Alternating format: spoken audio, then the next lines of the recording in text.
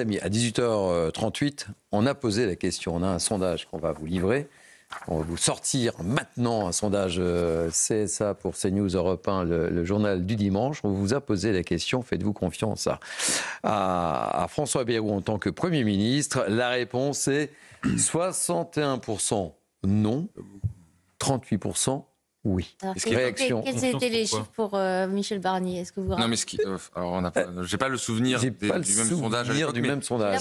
J'ai l'impression que c'était un peu mieux. Mais... Non, mais ce qui est intéressant en fait dans le sondage, 68%, c'est quand vous interrogez ensuite par orientation politique, et vous voyez que le rejet il est plus fort du côté de la gauche que du côté de la droite. Donc ça peut vous donner aussi une sorte de chemin pour François Bayrou. Comme cette émission est parfaitement bien huilée, évidemment, et pour faire plaisir à notre amie Judith Vintraube, regardez la confiance des Français envers leur nouveau Premier ministre. On vous a sorti les chiffres. Vous les vouliez, on vous les donne. C'est pas du cousu humain, ça, Judith Vintraube? C'est formidable. 53% donc Elisabeth Borne, Gabriel Attal c'était 48%, et Michel Barnier 42%, François Bayrou 38%. Chose confortée, plus ça va, moins ça va. Plus ça va, oui, on passe de 53 et 38%. Louis de Ragnel. Pour nos auditeurs qui n'entendent pas, mais qui ne voient pas, pardon, on peut mettre le successeur avec un point d'interrogation de François Bayrou et on pourra mettre 20%. C'est ça. À l'avance, je pense, parce que... Non, mais, ça descend, et Judith Vintraube a raison, Louis de Ragnel. Le fond du sujet... Plus ça va, moins ça va. Non, mais en fait, les personnes importent de moins en moins. La question n'est plus du tout est-ce que vraiment vous avez un Premier ministre incroyable, qui a une énergie forte, qui va réussir à faire adopter des réformes courageuses. Là, la seule question qui compte, c'est ce qu'on se dit un peu depuis le début de cette émission, combien de temps peut durer François Bayrou? Le seul objectif pour Emmanuel Macron, c'est que François Bayrou reste le plus longtemps possible et donc fasse le moins de bruit possible. Quand vous êtes le plus petit dénominateur commun, c'est pas vous qui décidez, c'est ceux qui vous tiennent qui décident de l'avenir, de votre avenir. Alors, que pense Marine Le Pen de ce sondage CNews Europe 1, journal du dimanche? Ça tombe bien, on lui a posé les questions. La réponse de Marine Le Pen, écoutez-la. Il a soutenu Emmanuel Macron depuis 7 ans, donc c'est pas très étonnant que sa courbe de confiance suive celle du président de la République. À charge pour lui d'expliquer aux Français qu'il n'est peut-être pas là pour faire une politique macroniste, mais précisément pour réussir à trouver un chemin pour un budget qui respecte les poids politiques qui sont aujourd'hui représentés à l'Assemblée nationale et dont le Rassemblement national est le premier groupe. Donc Marine Le Pen espère qu'il y aura une autre politique, évidemment, Louis de Ragnel. Une autre... Non mais en fait, vous connaissez François Bayrou. Oui. Bon, il n'y aura pas une politique transgressive, particulièrement dans ce contexte. Ça ressemble pas au Marine Le Pen a également dit qu'elle était tout à fait prête à censurer un gouvernement qui ne respecterait pas un certain nombre de conditions qu'elle a posées. Donc, il y a toujours quand même un pistolet sur la tempe du Premier ministre. Alors, ça n'enlève rien au fait que Marine Le Pen respecte François Bayrou, que François Bayrou a de la considération pour Marine Le Pen, que François Bayrou a aidé Marine Le Pen dans ses parrainages en 2022. François Bayrou a aussi eu des mots agréables à l'endroit de Marine Le Pen au moment de son procès, parce qu'ils ont été jugés pour la même chose, la question du financement de la vie politique, des partis politiques à Bruxelles. Mais il y a quelque chose qui ne s'enlèvera pas, c'est l'élection présidentielle en 2027. C'est le besoin d'exister, pour Marine Le Pen de aussi satisfaire ses électeurs du Rassemblement national qui en ont marre d'Emmanuel Macron, qui veulent que tout s'arrête.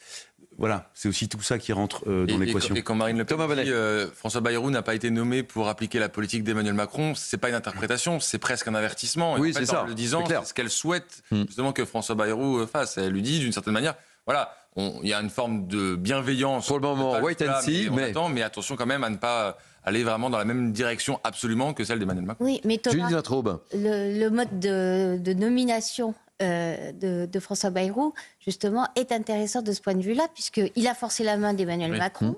Parmi les lignes rouges, explicites ou implicites de Marine Le Pen, il y avait, comme Louis le rappelait, d'être traité correctement. Michel Barnier avait attendu 3 semaines avant de convier Marine Le Pen à Matignon pour discuter avec elle dans la perspective du budget de la motion de censure. Et elle rapporte, ça n'a pas été démenti, que les premiers mots de Michel Barnier ont été « je ne suis pas là pour négocier ». Alors, je rappelle quand même qu'à l'Élysée, en ce moment, On nous dit, j'imagine que c'est pareil pour vous, que l'une des missions essentielles de François Bayrou, c'est de faire perdurer son gouvernement en indépendance, en se passant de l'assentiment de Marine Le Pen. Donc on veut sa bienveillance, on veut qu'elle ne vote pas de motion de censure, mais surtout, n'ayons pas l'air d'être complaisants vis-à-vis du Rassemblement national.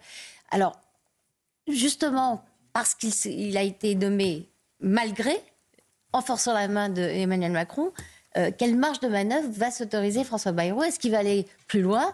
Est-ce qu'il va continuer dans la même veine de considération et de marque de déférence? Et auquel cas, qu'est-ce que ça va lui coûter de l'autre côté? Noémie Alluat.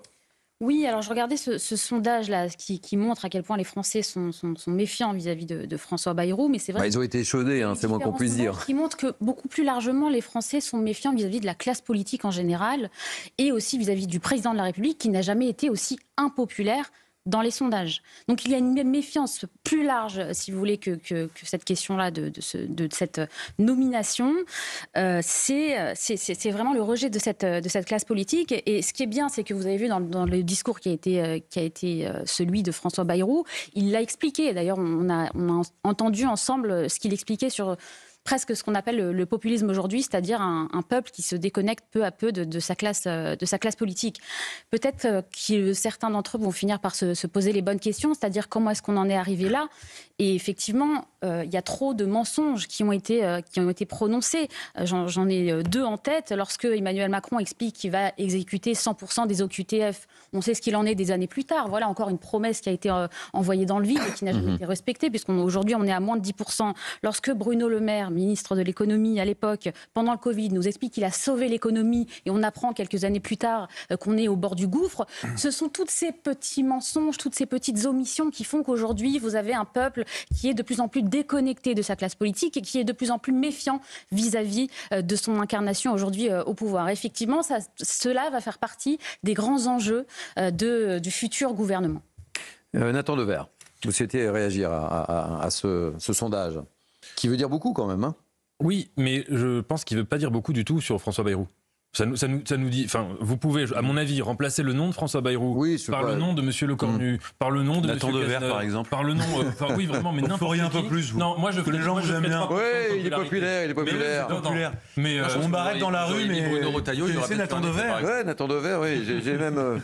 Vous auriez mis Bruno Retailleau, peut-être il y aurait été un peu différent. Ministre de l'Éducation nationale, Nathan Dever. Ah, ça la réussite éducative. Hein, voilà. Déjà, vu le nombre de fois qu'il m'arrive malheureusement de ne pas tout à fait être ponctuel, vous imaginez un ministre? Ah, c'est vrai. Ça, c'est vrai, j'imagine.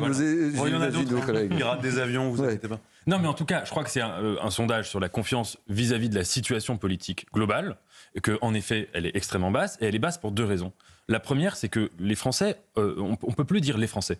Il y a trois types de Français aujourd'hui. Il y a trois blocs de Français qui ne veulent pas du tout regarder dans la même direction et qui ne veulent pas, et en un certain sens, le comportement des politiques est à l'image de la fragmentation de l'opinion. Si les politiques n'ont pas envie de constituer un gouvernement commun entre les trois blocs qu'on observe au Parlement, c'est précisément parce que vous avez vraiment trois mouvements idéologiques, trois dynamiques idéologiques en France qui n'ont pas envie, si vous voulez, de se mêler, de se fondre et qui se radicalisent, entre guillemets, chacune dans son couloir. Et ça, c'est peut-être le piège fondamental du macronisme. Cette volonté de réunir le cercle de la raison dans le centre-gauche et dans le centre-droit, en excluant donc dans les marges des gens qu'on va juger dangereux, qu'on va juger infréquentables, et qui le sont parfois, mais qui ne le sont pas toujours, qu'on va juger déraisonnables, qui ne sont pas dans le pragmatisme, qui sont dans l'erreur, etc.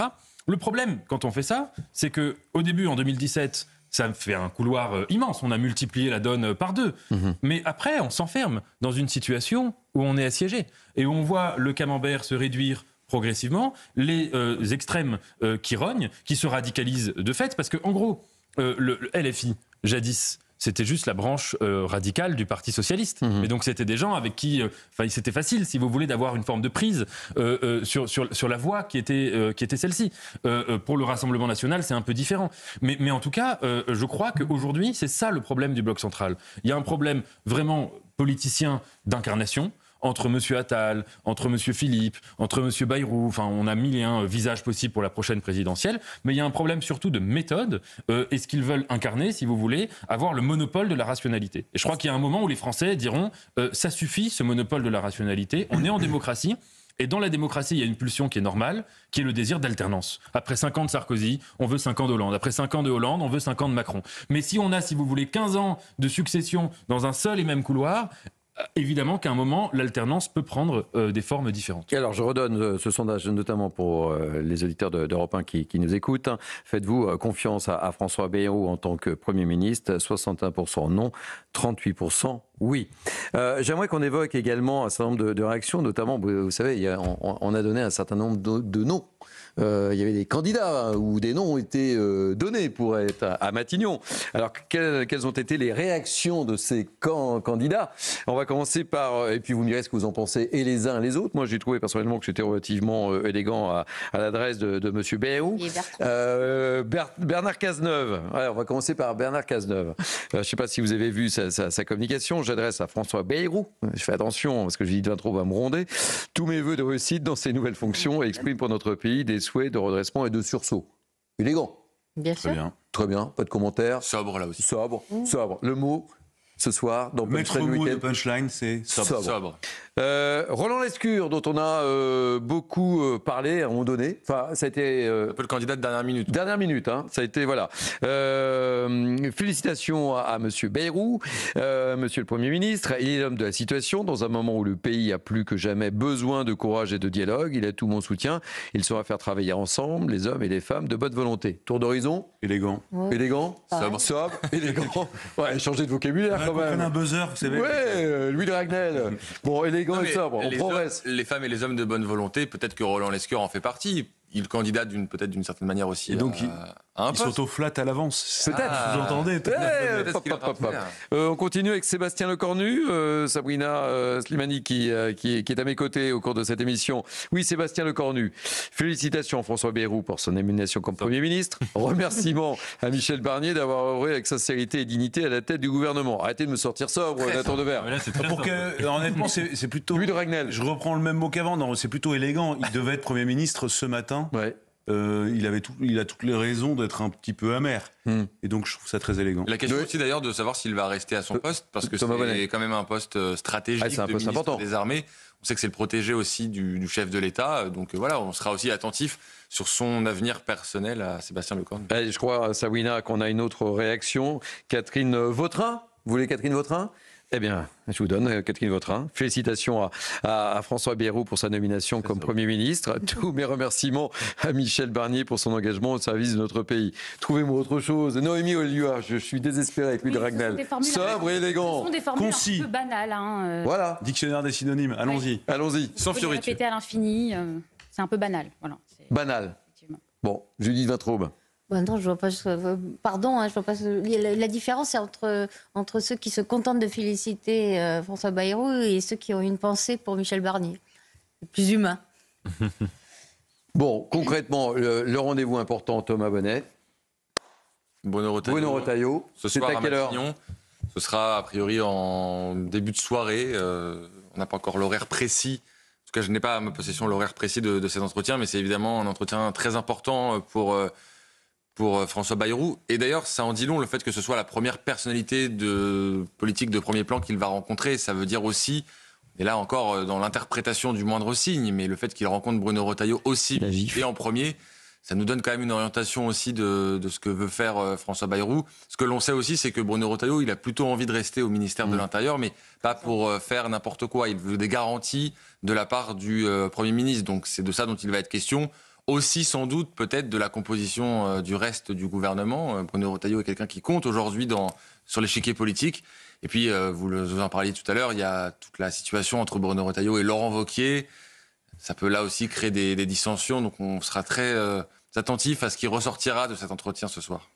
Allez, on vous a sorti la boîte à archives avec Sabrina Slimani ce soir sur la méthode Bayrou. On revient au 9 avril 2002. Vous vous souvenez ce qui s'est produit? La boîte à claques. Vous vous souvenez, personne n'a oublié. Oui. On écoute cet échange, je le dis pour nos auditeurs d'Europe 1, et c'était en avril 2002.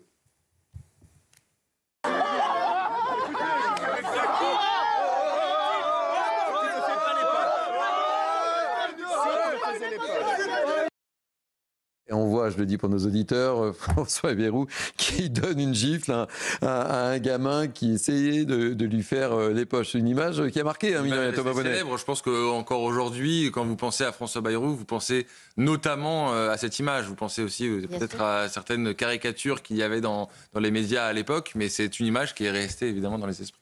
Judith Vintraube. Oui, ça lui a permis de faire un bond dans les sondages de mémoire extraordinaire, parce que vraiment, ça a déclenché un phénomène. La plupart des Français jugeant qu'il a eu une réaction, d'une part naturelle, et d'autre part tout à fait appropriée. Ce qui est désespérant, c'est qu'aujourd'hui encore, vous avez des militants de gauche radicale qui disent un homme qui a violenté publiquement un enfant qui est nommé un bâtiment. Là, aujourd'hui, ça serait plus possible de faire ça. Elle n'était pas déjà trop à l'époque. C'était déjà pas trop, mais aujourd'hui, encore moins. Ce serait encore plus populaire en réalité qu'avant. Oui. Justement, réellement. Alors, vous auriez des cris d'orfraie, évidemment. Bon, vous voyez ce qu'il vous reste à faire, Thierry Cabane. Pour être encore plus populaire. Donner une gifle comme ça. Ah, pardon. Non, je pourrais pas vous recommander ça. Et on a une réaction justement de Marion Maréchal sur cette gifle. Et regardez et je vais lire cette communication de Marion Maréchal. Budget. Alors évidemment, elle se raccroche à l'actualité. Hein. Budget. Les Français ont un message pour François Bayrou. Tu me fais pas les poches. C'est drôle. Ça permet peut-être d'éviter des claques électorales. C'est ça que vous voulez nous dire. Pardon. Ça permet d'éviter des claques électorales, peut-être d'avoir une forme d'autorité comme ça de François Bayrou. Peut-être c'est une méthode pour lui. Non, il va pas se remettre à donner des claques, je crois pas. Allez, c'est le moment de remercier les auditeurs d'Europe 1 qui nous suivent tous les vendredis de manière très, très fidèle et de saluer notre ami Pascal de la Tour du Pin qui ne va pas manquer évidemment sur Europe 1 de commenter et de revenir largement sur cette nomination de François Bayrou. Et nous, on va continuer quelques instants encore avant de retrouver Philippe Devilliers, Elliott Deval et Geoffroy Lejeune qui vont revenir très largement également sur cette nomination.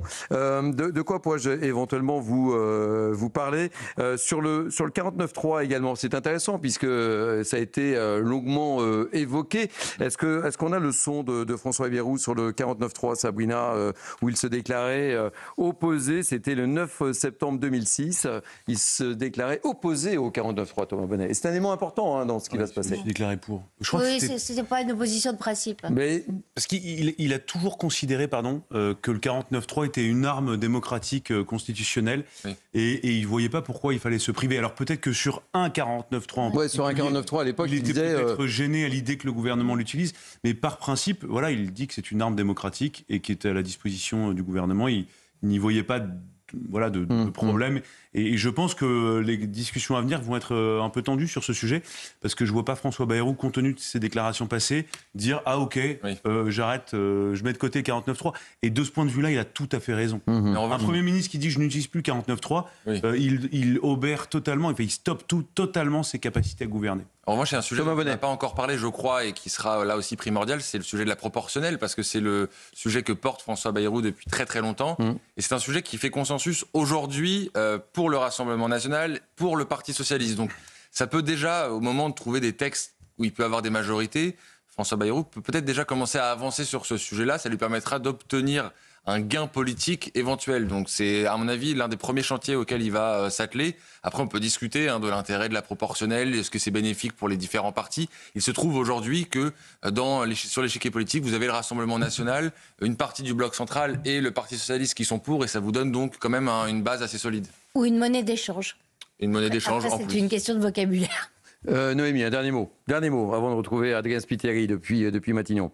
Oui, écoutez, la Ve République était censée promettre une forme de stabilité, et on n'y est plus, et peut-être qu'effectivement, il va falloir revenir à une proportionnelle, mais on n'est pas du tout sûr que ça va fonctionner et que ça va régler les choses dans les années qui viennent. Nathan Dever, très rapidement.